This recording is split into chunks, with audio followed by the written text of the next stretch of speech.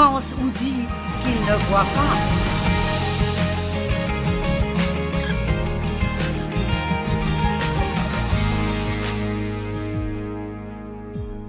C'est l'obéissance dans les petites choses qui fait la plus grande différence dans nos vies.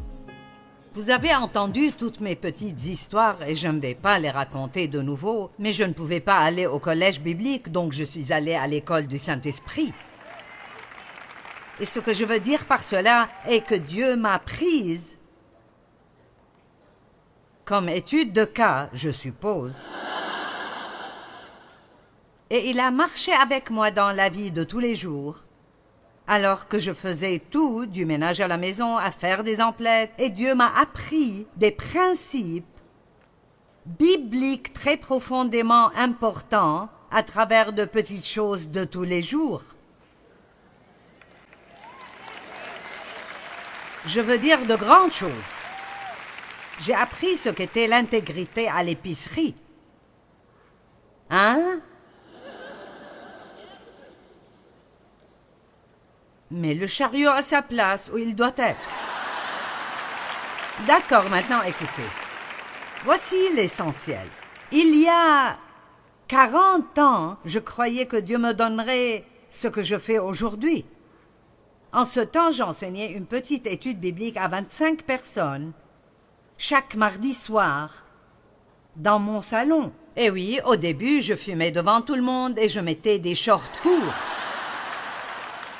Et je ne réalisais pas que ceci posait un problème.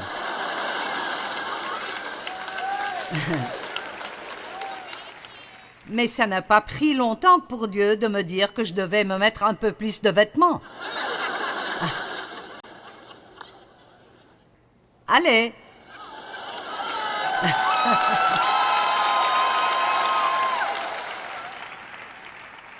Pardonnez-moi, mais je vais me mêler un peu de votre vie et agir comme votre mère. Certains d'entre vous pourraient parfois mettre un peu plus d'habits.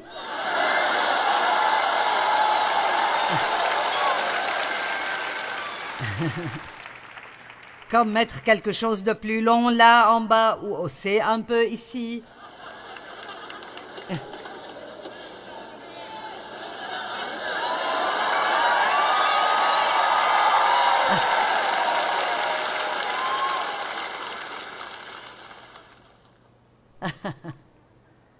Honnêtement, je regarde certains et je dis, n'avez-vous pas un miroir?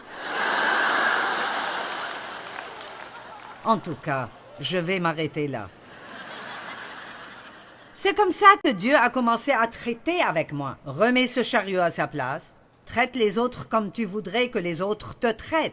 Eh bien, voici ce qui est triste. Il m'a fallu 2 ans. 2 ans pour arriver au point où j'étais constamment obéissante et je remettais mon chariot à sa place là où Dieu m'a dit de le mettre. 2 ans! Oh, nous avons fait des batailles à l'épicerie. Vous n'avez que peu d'argent et vous mettez toutes ces choses dans votre chariot et quand vous arrivez à ce dont vous avez vraiment besoin, vous réalisez que vous avez dépassé le montant il y a 4 rayons. Et donc vous commencez à enlever toutes les choses que vous pouvez enlever, mais au lieu d'aller les remettre là où vous les avez prises, vous les fourrez n'importe où et puis Dieu commence à dire « remets-le là où tu l'as pris ».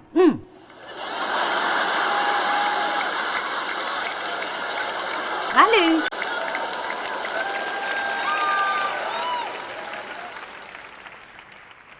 Personne d'autre ne le fait.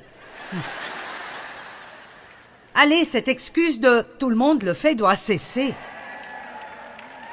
Parce que vous n'êtes pas comme tout le reste du monde. Vous êtes la personne qui dit que vous voulez marcher dans la puissance de Dieu.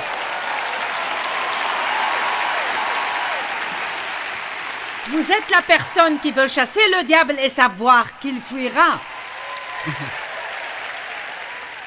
Eh bien, commencez à faire les petites choses. Si chaque chrétien allait dans le monde et vivait comme un chrétien, oh mon Dieu! Je vous le dis, nous n'aurions pas les problèmes que nous avons dans ce pays.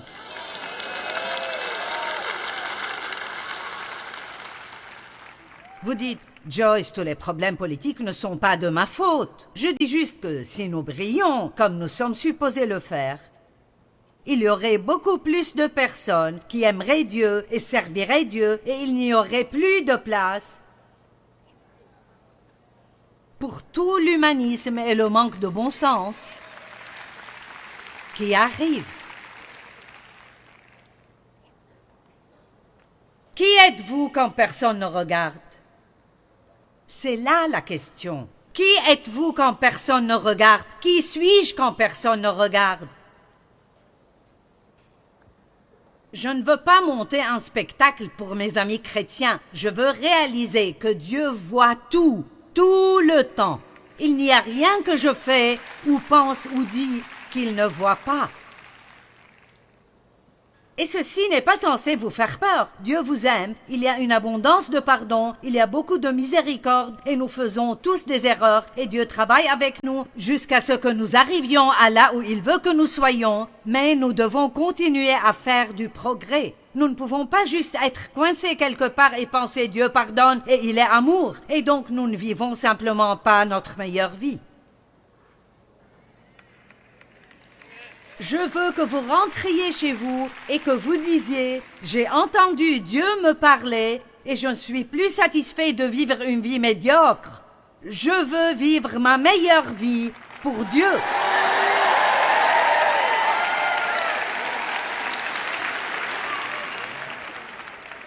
Je suis enthousiasmée. Quoi à propos de donner quelque chose que vous voulez garder?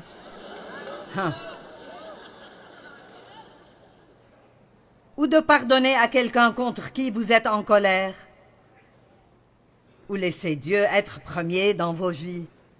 Ou à propos de ne pas vous plaindre mais donner grâce au lieu de cela?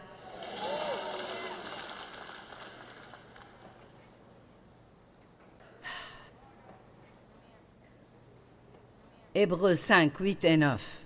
Bien qu'il fût fils, il a appris l'obéissance active et spéciale par les choses qu'il a souffertes. C'est plutôt intéressant. Jésus n'a jamais été désobéissant, mais il a appris le prix de l'obéissance en passant par la partie difficile et la souffrance. Et être obéissant envers Dieu vous coûtera.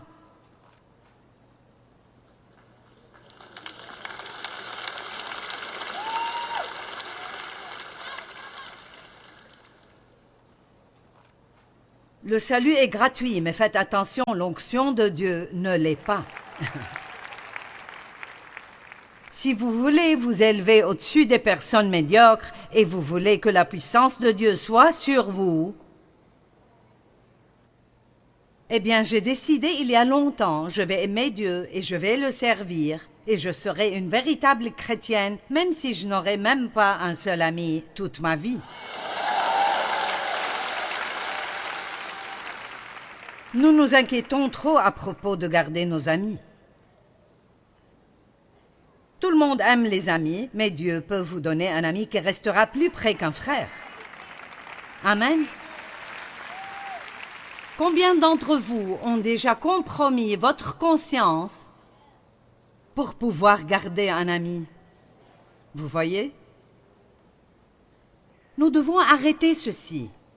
Vous devez être assez courageux pour dire « Non, désolé, mais je ne sens pas que c'est quelque chose que je devrais faire ou que Dieu voudrait que je fasse. » Occupons-nous plus de ce que Dieu pense que ce que les gens pensent de nous. Amen. Dans le verset 9, Hébreux 5, 9, « Et qui, après avoir été élevé à la perfection, est devenu pour tous ceux qui lui obéissent l'auteur et la source d'un salut éternel. » Donc voici l'essentiel. Jésus a eu l'expérience de l'obéissance et ça lui a causé de la souffrance. Mais cette expérience était ce qui l'a adéquatement équipé pour être notre sauveur.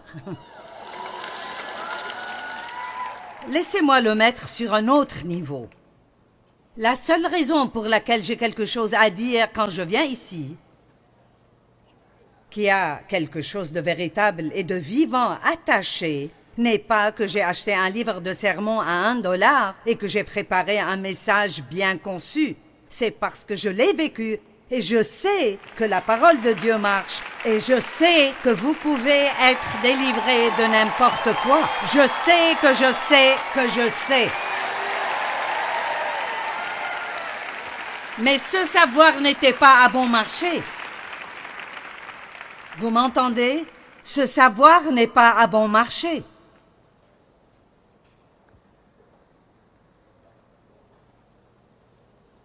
L'expérience est une chose absolument précieuse. Notre obéissance n'est pas un chant que nous chantons, quelques versets que nous citons, ou quand nous acquiesçons durant un sermon sur l'obéissance.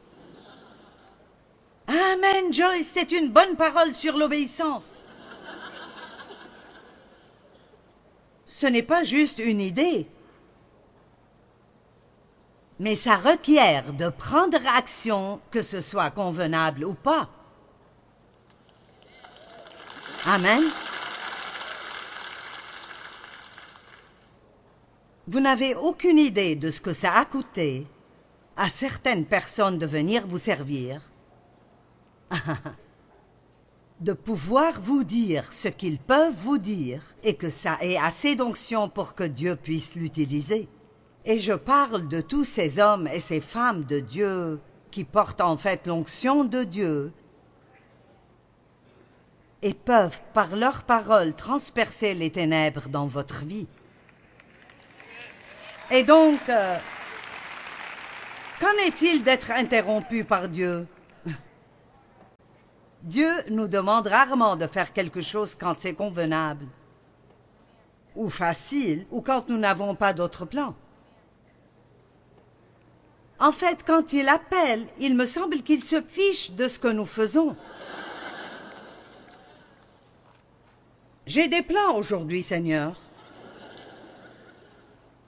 Convenable veut dire adapté pour le confort personnel et la commodité, adapté à votre situation personnelle.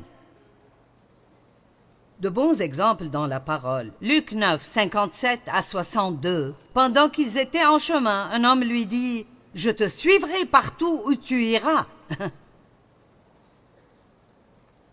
Jésus lui répondit « Les renards ont des tanières et les oiseaux du ciel ont des nids, mais le Fils de l'homme n'a pas un lieu où il puisse reposer sa tête. » Oh, tu veux dire que nous n'allons pas rester dans un hôtel à 5 étoiles? Quoi? Je ne savais pas cela. Il se tourna vers un autre et lui dit « Suis-moi. » Et il répondit « Permets-moi d'abord d'aller ensevelir mon père. » J'aime cela. Tout le monde voulait y aller, jusqu'à ce que Jésus dise « Je n'ai même pas de lieu où je pourrais dormir la nuit. » Maintenant, l'un après l'autre, vous les voyez faire des excuses. Il dit « Suis-moi » et il répondit « Permets-moi d'abord d'aller ensevelir mon père et j'aime. » Le verset 60. Mais Jésus lui dit « Laisse les morts ensevelir leurs morts. Et toi, va annoncer le royaume de Dieu. Nous devons arrêter de nous occuper des choses mortes. » Allez, combien de choses traînez-vous dans la vie avec lesquelles Dieu a terminé il y a 10 ans? Si le cheval est mort depuis 10 ans, c'est le moment de descendre. Il y a des saisons pour les choses. Quelque chose qui marche vraiment bien dans une saison, quand Dieu en a fini, vous feriez mieux de finir aussi, parce que sinon ce sera vraiment très difficile. Est-ce que quelqu'un m'entend aujourd'hui?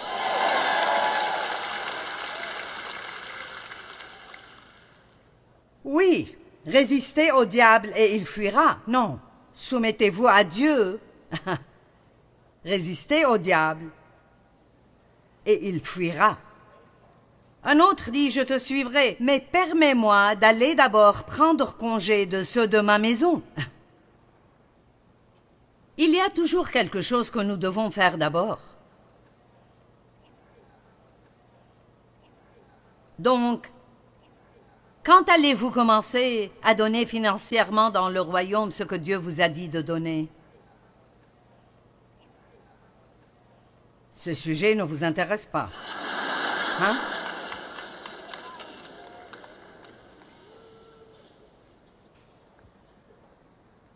Jésus lui répondit, « Quiconque met la main à la charrue et regarde en arrière n'est pas propre au royaume de Dieu. »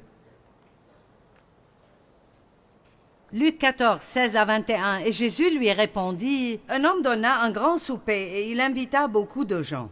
À l'heure du souper, il envoya son serviteur dire aux conviés, « Venez, car tout est déjà prêt. » Mais tous unanimement se mirent à s'excuser. Que tout le monde dise à s'excuser. Wow! Je pourrais mettre une pancarte, et nous le faisons sur nos chambres d'hôtel. Ne pas déranger. Mais quand vous mettez une autour de votre vie,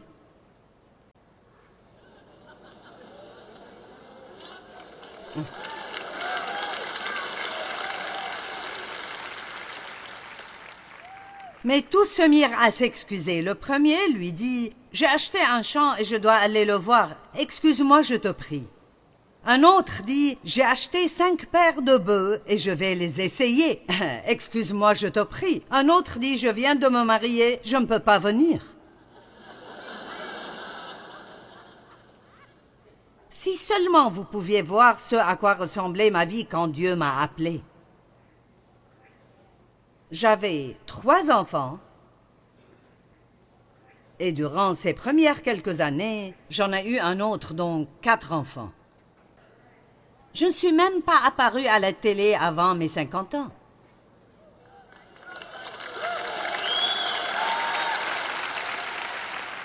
Et j'y suis depuis 26 ans. S'il vous plaît, ne me dites pas que vous ne pouvez rien faire parce que vous avez des enfants. Ne me dites pas que vous ne pouvez rien faire parce que vous êtes trop vieux ou parce que vous êtes trop jeune. Vous pouvez faire tout ce que Dieu vous demande de faire. Tout ce que Dieu vous demande de faire, vous pouvez le faire. Pensez-vous que ces années étaient faciles? Non, elles ne l'étaient pas. Je ne peux même pas vous dire combien elles étaient difficiles, parce que j'avais tellement de problèmes dans ma vie, du fait d'avoir grandi dans une famille dysfonctionnelle où j'ai été abusée. Je veux dire, j'avais des problèmes. Et pas seulement de petits, de grands problèmes. Et j'essaye d'appliquer toutes ces choses dans ma vie et agir comme une chrétienne. Et même enseigner à d'autres personnes. Et je ne sais pas pourquoi Dieu m'a laissé faire ça, mais il l'a fait.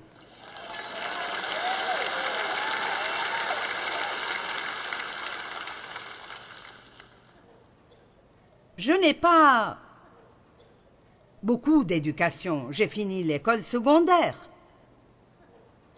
J'ai presque échoué en anglais.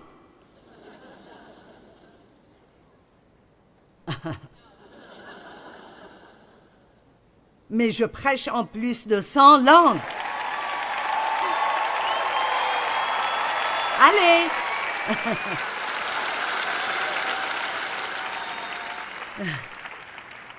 Dieu est juste si drôle. Si vous commencez à vraiment passer du temps avec Dieu, vous allez vous amuser parce que vous le verrez faire des choses et vous direz «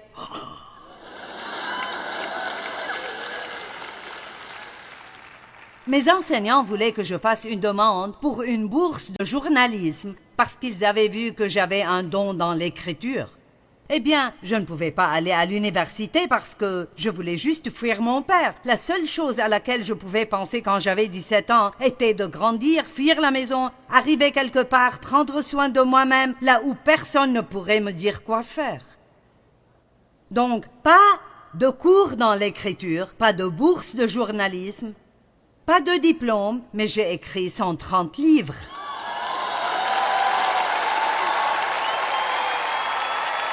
Maintenant, je ne me vante pas, je vous dis ce que Dieu peut faire.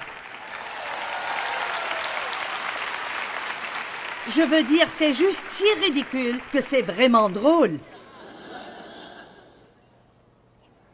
Je veux dire, ça l'est vraiment. Vous ne comprenez vraiment pas combien c'est ridicule.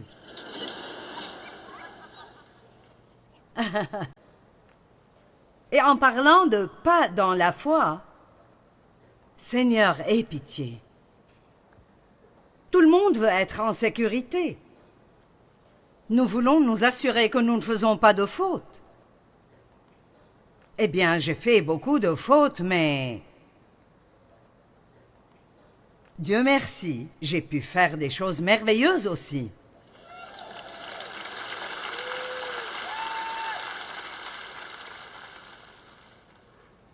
J'enseignais dans mon étude biblique et j'avais ce grand rêve dans mon cœur. Et quand vous avez un rêve dans le cœur, vous ne savez vraiment pas si vous êtes fou ou si c'est Dieu. Vous pensez que c'est Dieu, vous voulez croire que c'est Dieu. Les gens disent « Comment pourrais-je savoir pour sûr que c'est Dieu ?»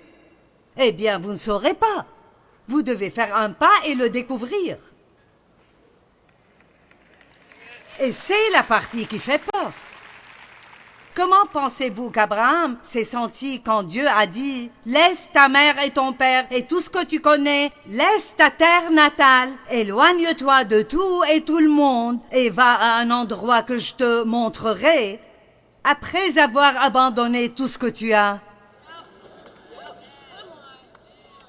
Allez, est-ce que quelqu'un voudrait faire cela? J'ai travaillé et je gagnais assez d'argent.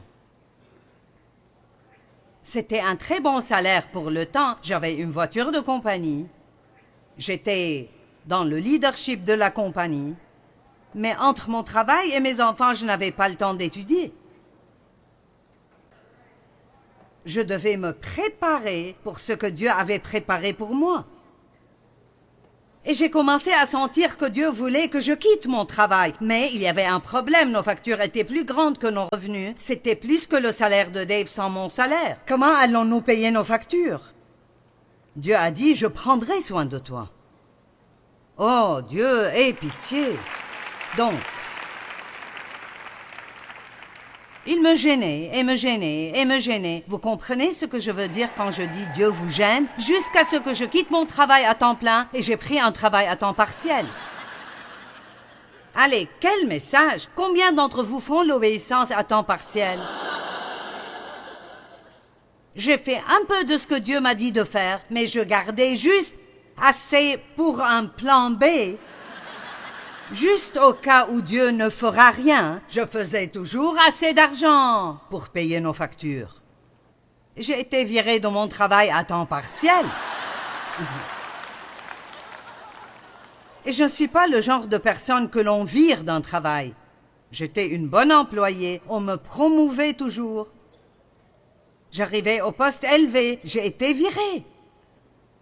Je ne pouvais rien faire comme il faut à ce travail.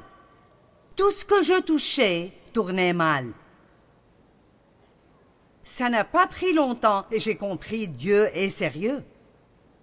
Et je ne saurais même pas comment essayer de vous dire combien j'étais effrayée cette première semaine. Je me rappelle être entrée dans le corridor à la maison et mes genoux flageolaient. Je sentais que j'allais juste tomber. Et Dieu a dit, tu peux ou bien t'inquiéter à ce propos jour et nuit, ou tu peux croire que je prendrai soin de toi avec des miracles. Et chaque mois, pendant 6 ans, nous avions besoin de $40 en plus chaque mois, sauf si nous avions besoin d'habits ou de roues pour la voiture, mais à chaque mois, pendant 6 ans, Dieu a surnaturellement pourvu cet argent dont nous avions besoin. Maintenant, je vous le dis, c'était des années difficiles. Mais c'est là que j'ai appris à faire confiance à Dieu. Et c'est pour cela que je peux vous dire, Dieu est fidèle. Mais vous ne pouvez pas être sauf tout le temps. Si vous voulez marcher sur l'eau, vous devez au moins sortir du bateau.